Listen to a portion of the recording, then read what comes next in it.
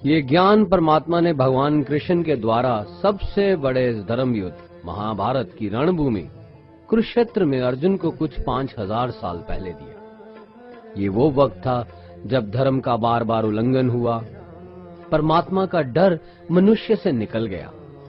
लालच की होड़ में भाई ने भाई को मारने की कोशिश की, और यही नहीं, एक ब्याहता औरत को भरी सभा में अपने बड़ों के सामने अपमानित किया गया। इससे पहले कि मनुष्य जाति धर्म युग से निकलकर पूर्ण रूप से कलयुग में जाती, युद्ध की रणभूमि में युद्ध से कुछ पहले परमात्मा ने गीता भगवान कृष्ण के द्वारा मनुष्य जाति के कल्याण के लिए दी। ऐसे ही जैसे कभी तुरा मोसेस को, गॉस्पेल जीसस को और कुरान प्रॉफिट मोहम्मद को दी। गीता, बाइबल, कुरान, तुरा, गुरु ग्रंथ साहिब परमात्मा द्वारा दी गई किताबें हैं, जो किसी एक धर्म के लिए नहीं बल्कि पूरी मनुष्य जाति के लिए है, पूरी इंसानियत के लिए है, सब आत्माओं के लिए है। क्योंकि ये आत्मा को परमात्मा के बारे में, उसकी सृष्टि के बारे में और सबसे अहम ये उन कायदों के बारे में समझाती है जिनका आत्मा को मनुष्य के रूप में हर हाल में पालन करना होगा, रक्षा करनी होगी। और इन्हीं कायदों की बुनियाद पे एक आत्मा को शरीर त्यागने के बाद परखा जाएगा, और इस परीक्षा से पास होने पे हमेशा के लिए इस जन्म और मृत्यु से मुक्ति मिलेगी। परमात्मा भगवत गीता में कहते हैं कि मैं ही सबकी शुरुआत हूं, मैं शुरू से भी पहले था और सब खत्म होने के बाद भी रहूंगा। सब मुझ में है और मैं सब में हूं। जो भी तुम छू सकते हो, देख सकते हो, चख सकते हो या सुन सकते हो, वो सब मैं हूं। ये नदियां, पहाड़, सूरज, ग्रहण, चांद, सितारे सब मैंने बनाए हैं। मैंने ही भगवान, शैतान, राक्षस और इंसान बनाए। मैं सर्वव्यापी हूं, सब में रहता हूं, सब में मैं हूं, मैं ही हूं। मैं ही ब्रह्मा बन के सब बनाता हूं और रुद्रा बन के सब नष्ट कर देता हूं। मैं ये सृष्टि यूं ही बनाता और तोड़ता रहूंगा ताकि आत्माओं को मौके मिल सके इस जन्म और मृत्यु से एक दिन मोक्ष पाने को, हमेशा के लिए परमात्मा के साथ रहने को। भगवत गीता कहती है कि इस सबसे बड़ी परीक्षा के लिए परमात्मा ने प्रकृति का निर्माण 5 तत्व हवा, अग्नि, जल, पृथ्वी और ईथर से किया, जिन्हें हम छू के, चख के, सूंघ के, देख के समझ सकते हैं। पर खुद परमात्मा इन 5 इंद्रियों की समझ से बाहर है। उन्हें आत्मा इन इंद्रियों से नहीं जान सकती। आत्मा 5 इंद्रियों के साथ वैसे ही है जैसे एक लोहे का रोबोट जिसे अपने बनाने वाले का कोई पता नहीं। अर्जुन को भी परमात्मा का विराट रूप देखने के लिए भगवान कृष्ण ने दिव्य नेत्र दिए। भगवत गीता समझाती है कि आत्मा अजन्मी है, इसे कोई मार नहीं सकता, कोई जला नहीं सकता, डुबा नहीं सकता, काट नहीं सकता। लेकिन आत्मा को परमात्मा के साथ हमेशा रहने के लिए ये परीक्षा रूपी जीवन में बैठना ही पड़ेगा। इस परीक्षा के लिए परमात्मा से बिछुड़ के आत्मा को पृथ्वी पे किसी न किसी रूप में जन्म लेना पड़ता है, और 88 करोड़ जोनियों को जीने और भोगने के बाद एक आत्मा को मनुष्य का शरीर और दिमाग मिलता है, इस सबसे बड़ी मर्यादाओं की परीक्षा में बैठने के लिए। हर मनुष्य को इस पूरी परीक्षा के दौरान तरह तरह की अच्छी और बुरी भावनाओं के चक्रव्यूह में अपने ही भाई बहन या मित्रों के साथ डाला जाता है, जिसमें हर आत्मा को अपने अंदर के तामसिक और राजसिक अवगुणों से निकल के सात्विक जीवन में प्रवेश करने के मौके मिलते हैं। हमारे तामसिक गुण वो हैं जो हमारे अंदर हीन भावना पैदा करके हमें खुद को उदास और नुकसान पहुंचाते हैं, और हमारे राजसिक गुण हमें ईर्ष्यालु और लोभी बना के दूसरों के प्रति नुकसान पहुंचा सकते हैं। इस परीक्षा के दौरान हर आत्मा को तामसिक और राजसिक गुणों को खत्म करके अपने सात्विक गुणों से परिचित होना पड़ेगा। सात्विक गुण वो हैं जो आत्मा को अपने आसपास की हर चीज से जोड़े और उन्हें प्यार करना सिखाते हैं। परीक्षा के दौरान हर आत्मा को जीवन के चारों स्तंभ धर्म, अर्थ, काम और मोक्ष का ज्ञान पाके ही मुक्ति मिलती है। यही वो द्वार है जिन्हें समझ के ही आत्मा परमात्मा को समझ सकती है। पहला द्वार धर्म का है और शेर इसका प्रतीक है। धर्म वही है जो गीता में लिखा हुआ है, वेदों में लिखा हुआ है, गुरु ग्रंथ साहिब, बाइबल या कुरान में लिखा है। धर्म वही है जो धारण किया हुआ है, जिसे आपका दिल मानता है, जैसे झूठ नहीं बोलना, चोरी नहीं करना, भगवान का निरादर नहीं करना, दूसरों को नुकसान नहीं देना, यही सब धर्म है। और हर आत्मा को अपने जीवन काल में हर समय धर्म का पालन करना होगा और उसकी रक्षा करनी होगी। दूसरा द्वार अर्थ का है और घोड़ा इसका प्रतीक है।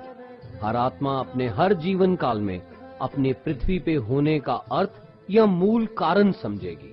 इस जिंदगी में भोगने वाली चीजें और रिश्तों का आनंद लेगी। अच्छा बेटा या अच्छी बेटी, अच्छा भाई या अच्छी बहन, अच्छा पति या अच्छी पत्नी बनके हर दुनियावी रिश्ते पर खरी उतरेगी और इस परीक्षा को पास करेगी। तीसरा द्वार काम का है। भगवत गीता समझाती है कि हर मनुष्य के अंदर काम, क्रोध, लोभ, मोह, अहंकार और ईर्ष्या जैसी 6 भावनाएं हमें अपने और दूसरों के प्रति नुकसान पहुंचा सकती हैं। इन भावनाओं को हर मनुष्य को हमेशा अपने नियंत्रण में रखना होगा, क्योंकि इनके बहाव में किया हुआ कोई भी काम हमारे जीवन भर की परेशानी का कारण बन सकता है। और एक आत्मा संतोष और सादगी से इन भावनाओं पे हमेशा के लिए विजय पा सकती है। चौथा स्तंभ मोक्ष का है और हाथी इसका प्रतीक है। इस परीक्षा रूपी जीवन में हर मनुष्य हर समय कुछ इच्छाएं रखता है।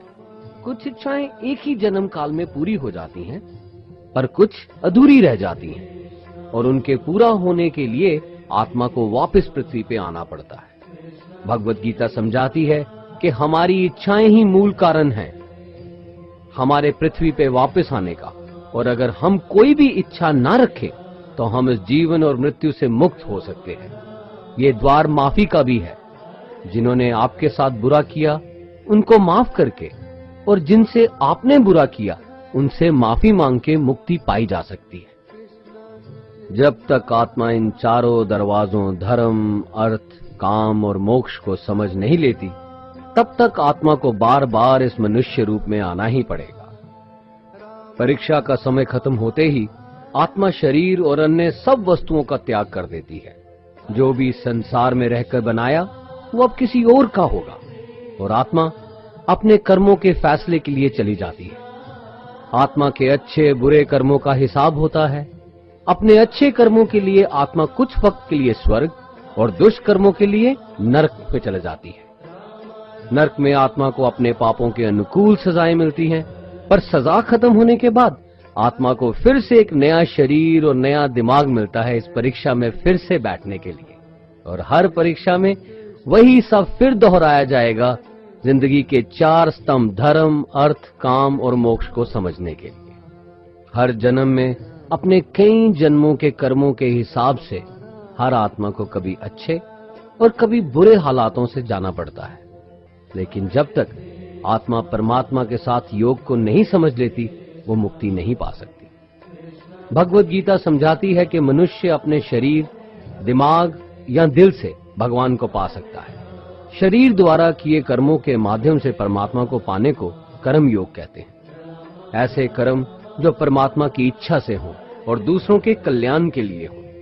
वाल्मीकि ने रामायण लिख के, श्रवण ने अपने माता पिता की सेवा और उन्हें 4 धाम की यात्रा करवा के, मदर टेरेसा ने अपने प्यार और सेवा के माध्यम से, और मैडम क्यूरी ने वैज्ञानिक खोज में अपने जीवन का बलिदान देके अपने कर्मों द्वारा परमात्मा को पाया। भगवत गीता समझाती है कि एक आत्मा दिमाग से भी परमात्मा के साथ योग लगा सकती है। इसे राजा योग कहते हैं, क्योंकि दिमाग या मस्तिष्क सब इंद्रियों का राजा है। एक मनुष्य अपनी आस्था, सांस प्रणाली, आसन, अभ्यास, साधना और तपस्या से परमात्मा को इस योग के रास्ते पा लेता है। इस योग को समझने के लिए हमें अपने अंदर की एनर्जीज यानी चक्रा और कुंडलिनी को समझना पड़ेगा। आत्मा मस्तिष्क से मेडिटेशन या ध्यान लगा के परमात्मा के साथ योग लगा सकती है। शंकराचार्य, स्वामी परमहंस, स्वामी विवेकानंद और उनके जैसे कई योगी इस योग के रास्ते परमात्मा के साथ संधि लगा पाए। परमात्मा भगवत गीता में कहते हैं कि अगर किसी आत्मा को धर्म ना भी समझ आए, योग ना भी समझ आए, पर अगर वो मेरी शरण में आ जाए तो मैं उसके सारे पाप माफ कर देता हूं। परमात्मा को ऐसी दिल की गहराइयों से पुकार के पाने को भक्ति योग कहते हैं। चैतन्य महाप्रभु, मीराबाई और भगवान हनुमान इस योग के सबसे बड़े उदाहरण हैं। लेकिन कभी आत्मा अपने होने का मूल कारण भूल के धर्म का उल्लंघन करे या पाप के रास्ते पे निकल जाए तो उसे ठीक करने के लिए परमात्मा खुद किसी रूप में पृथ्वी पे जन्म लेते हैं। आइए श्री भगवत गीता, गुरु ग्रंथ साहिब, तुरा, बाइबल, कुरान या ऐसी किसी भी दीनी किताब को पूरा पढ़ के इस जिंदगी के असली मायने समझें और परमात्मा के साथ योग लगाएं। अगर आपने इसे पसंद किया तो इसे औरों को बांटिए ताकि सब आत्माएं अपने यहां होने का मूल रूप समझ सकें और इस जन्म और मृत्यु से मुक्ति पाके हमेशा परमात्मा के साथ रह सकें। धन्यवाद।